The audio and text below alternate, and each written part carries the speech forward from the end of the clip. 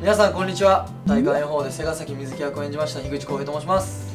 ダヨちゃんを演じた益子敦樹です。聞きましたか、あっちゃん。はい。なんとね、あっちゃんが言うのがすごい苦戦してた。何でしたっけ？せーの、ガガウララで、はい。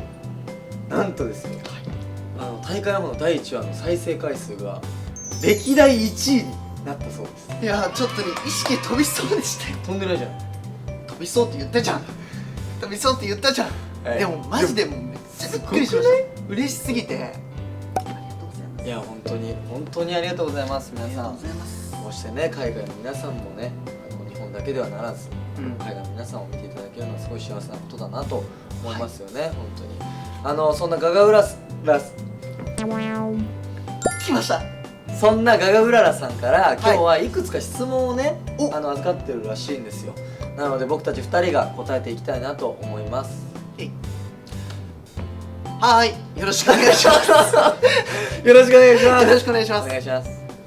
お気に入りの季節はということで、ガガウララ様からいただきます。Favorite season? Yes, yes, yes. Oh my gosh. Oh my gosh. Gosh. Oh my gosh. ダッサ。まあお気に入りの季節。俺？何？ちなみに。俺が言うの？じゃあもう言っちゃっていい？いや、じゃあなんで聞いた？嫌っていう。いやどっちからがいいかなと思った。じゃあ僕から言おうか。僕は冬が好きです。冬大好きです僕。なんでかっていうとやっぱ暑いのが僕無理で。冬ってこう着込めば、こう着ればなんだろう、いいじゃないですか。でも暑いと脱ぐってマックスが暑いって脱ぐとマックスがあるんです。もう裸になっちゃったらもうできないんで。確かにちょっと冬が僕大好き。あとなんか青春感じます冬。冬の方がね。ああそうなんだ。じゃあまっちゃん。まっちゃん。いやもしこそまあ確かにまっちゃんはいる。まっちゃんはそうですね、僕は秋ですかね。そうなんですよ。なんでしょう、やっぱりこのドラマが大会予報が放送されている季節っていうのも夏から始まってはいるけど、もう秋に差し掛かってもいるし、もう食欲のですよ。秋夏ですよ。8月9月9月って秋なんですかね。秋ですよね。秋ってことにしといて、食欲の秋、飽食の秋、スポーツの秋、本当？そしてドラマ大会予報の秋ということで、僕は秋が好きです。秋らしいです。はい。では続いての質問いきたいなと思います。はい、明日は晴れなので、はい、この男は俺を抱くだろう。初めて設定を聞いた時どう思いましたか？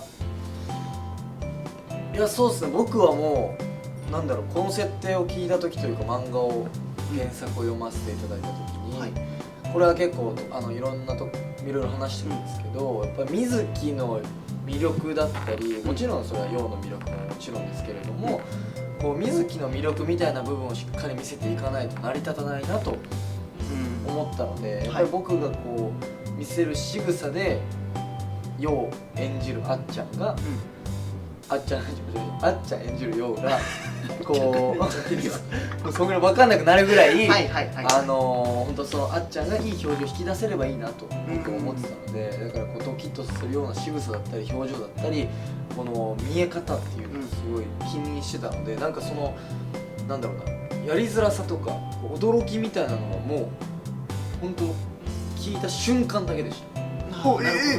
本当ですか？はい。さあみたいな感じでした、僕は。はい。僕はその設定自体を聞いた時はすごくよくできてるなというか、気象解説員でその天気に左右されるというか、そういうあまりないシステム、設定に驚きとなんだろう、こうインパクトの強さに圧倒されましたね。でもやっぱ僕ら2人だからこそそのインパクトに負けずにリアルな瀬ヶ崎瑞希とダヨちゃんを演じることができたんじゃないかなと思って、そこはね反響を見たら成功できたね、よかったねとは思わざるを得ないですよね。らしいです。らしいです。らしいです。はい、ありがたい。はい、第3話では横浜で台湾風唐揚げジーパイを食べていた2人ですが、はい、好きな台湾料理は何でしょうか？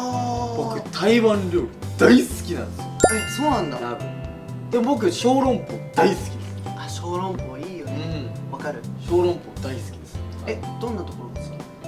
食べやすい小籠包があるじゃない。小籠包は食べやすいのか。小籠包食べやすいし、僕もともとその肉まんとかそういう味が好きなんですよ。のにもかかわらずすごいちっちゃくて食べやすいので大好きですね。僕はスプーンに乗っけてちょっと皮をプツンってやってその出てくるこう肉汁がブワーって出てくるのが、でも僕が好きな台湾料理は台湾ラーメン一択です。小籠包ちゃうんかい。僕ラーメンなんでラーメンということで、はい、仕事以外の時間は何して過ごしていますか？何してます？これがね、僕ちょっと問題なんですけれども、趣味が僕サウナなんですよ。そうだよね。サウナ大好き。サウナばかり行っていて、サウナかもうそれこそウォーキングしたりとか、ウォーキングね。なんか家の周り歩いたりとかっていうのをよくするんだけど、でもサウナでさ頻繁に行くじゃん。でも一人で行くことも多い。一人で行くこと多いですよ。結構長い間サウナに入ってる。入ってますよ。何を考えだからこれがもう無になれるというか、る？そのサウナに入ってる瞬間は例えばなんだろうな、じゃあ例えば体感予報だったとしたら、体感のシーンの瀬ヶ崎のセリフもっとこう言えたんじゃないかなとか、もっとダヨちゃんとの絡みをこうすればよかったなとか、アドリブもっとこうすればよかったなとかがあるんですけど、でもそのサウナ上がって水風呂入るともう無になるんですよ。なるほどね。無になっちゃいます。無とはって考える。無です。僕は多分浩平めっちゃ思うかもしれないけど、俺めちゃくちゃ僕 SNS 上での反応が早いと思ったことありませんか？皆さん。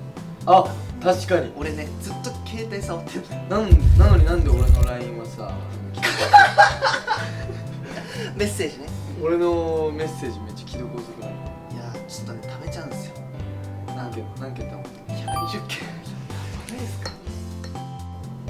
では続いての質問に行きたいなと思います。はい、撮影が終了してお互い別の仕事でねお忙しくなっていると思いますが、急に会えなくなって寂しくないですかっていう質問ですけど、僕はねなんか会ってない感じがしないんですよね。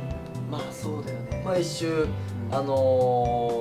ンスタライブとかも本当皆さんが来てくださったりとかもしていますし、そこでも2人でやっぱたくさん喋るし、あとやっぱ連絡が取りますので、ね、会えてないとはいえやっぱあと取材とかね、本当体感予報を皆さんが盛り上げてくださってるおかげで、いろんなお仕事が体感予報関連のお仕事がそうですね、あるんですよ。そこでこう2人でね月1会ったりとかもあるし、その後、ご飯食べに行ったりねしますし、だから会えてないっていう感覚が今まだないです。まだないよね。でも僕も体感予報が今それこそ放送されている最中じゃないですか。だからいたずらしてくるその放送が全部終わった後はロスになりかねないですね。そうだね、最終回ちょっとそうってことはシーズン2じゃないと思いますが、これは覚えね、映画化とかもあるんじゃないですかね。分かんないですけど、伺うような皆さんが応援してくれれば、はい、もしかしたらシーズン2があるかもしれないです。じゃあ続いての質問に行きたいなと思います。一緒に旅行に行くならどこ？という質問で、どこですか？どこだろう。でもさ、温泉好きなんだよ。俺は大好きですね。だから俺は温泉の写真が見えた時はもう温泉と思いました。って思います。はい。僕は待って違うの。9分。そう、俺9分行きたい。9分行きたい。9分行きたい俺も。千と千尋の神隠しのモデルとなった山の中。ガチモン。本当に9分行きたいです僕。ガチモン。やっぱ写真とかね、撮りたいよね。はい。樋口さん。続いての質問いきたいなと思います。樋口さん。瀬ヶ崎瑞希さんに恋のアドバイスをお願いします。やってよ。したってでもやっぱ僕がちょっと逆に瑞希にこうアドバイスしてほしいなって思うぐらいこう陽に対して全然こう素直になれないですけど、俺はだよ、俺はあの行動を取ってたら陽が気づけよと思います。確かに言葉はないかもしれないけど、あれほど好きだよって言ってる行動って俺あんまないと思うんだよね。だからなんならやっぱり男としてちょっとこう憧れじゃないですけど、僕は結構真逆なんですよ。瀬ヶ崎瑞希にはない多分タイプで、結構はっきり気持ちも言うし、可愛いなと思ったりしたら言うし、なんだけどこの陽じゃない瑞希はなかなか言わないじゃないですか。言わないですね。だから言わないなりの正義みたいな、はい、僕はこう言葉でちゃんと表すけど、別にそれが正しいとかじゃなくて、だから別にだからなんだろう、言葉で表せよとも言えないので、なんか僕はそのまま突き進んでほしいなと思います。だからちょっと陽が気づいてくれればな。いや違うね、多分瑞希も言って気づいてないことに気づいてない。だから気づいてないと思うんじゃなくて、瑞希は多分それを受け止めた上での態度なのかなとか思っちゃってる。ワンチャンス。なるほどね。気づいてると思ってるってことね。そう、気づいてるんじゃない。だから鈍感と鈍感のぶつかり合いないんじゃないかな。それを言ってる時。そうやった。はい。あ、でも分かる分かる。そうです。じゃあ益子さん、益子さん、はい、棚田陽さんに恋のアドバイスお願いします。いやー、もう1時間じゃまとまらないぐらいあなたはありますよ。はい。まあ僕にねアドバイスされてもちょっと嫌かもしれないんですけども、だよちゃん、そうか、だよちゃん、まずですね、その環境に感謝しましょう。何よりやっぱ好きなことをねやらせていただいた上に、まあ家も食事代も全部瑞希に持ってもらって、で瑞希は会食とかも行かずにまっすぐ帰ってきてくれる。そうだよ、そこそこ高級鳥だよ。そこそこ高級鳥だし、やっぱいいんですよ、環境も全ていい、ね。その上でもっとねご奉仕をしてあげるじゃないですけど、いろんな面で。すいません、ちょっとそれはあれなんですけど、ごめんなさい、間違って意味に捉え、はい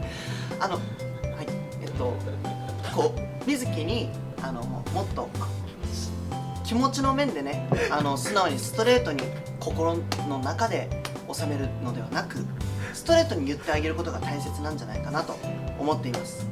だよちゃん頑張って。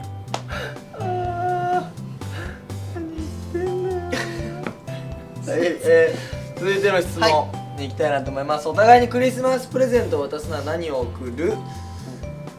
俺これはあっちゃんに対してですか？それとも瑞希が4にですか？